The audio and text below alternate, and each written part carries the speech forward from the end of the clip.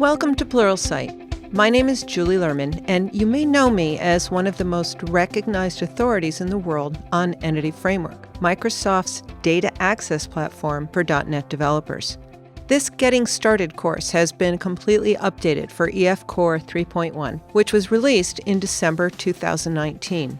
If you're already using Entity Framework or an earlier version of EF Core, this course will help you learn how to leverage your existing knowledge to quickly get up to speed on the basics of EF Core 3.1. If you're brand new to EF, you'll learn these basics and get insights that will take you further than a standard baby steps lesson. Whether you're building software with .NET Framework to run on Windows or cross-platform apps using .NET Core, you can use EF Core for your data persistence. You'll learn how to build and interact with data models and set up logging to gain insights into how EF Core is interacting with your database. You'll learn how to get EF Core to use your own database logic, such as stored procedures, and how you can easily get EF Core to switch to an in-memory database for fast and efficient automated testing.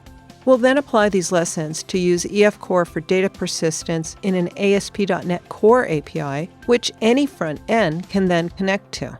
While this course will use a familiar environment, Visual Studio 2019 on Windows, everything you'll learn here will apply to any of the environments or IDEs where you can build .NET Framework or .NET Core software, including Visual Studio Code and JetBrains Rider on Mac or Linux. I hope you'll join me on this journey as you get up to speed on using and benefiting from Entity Framework Core 3.1.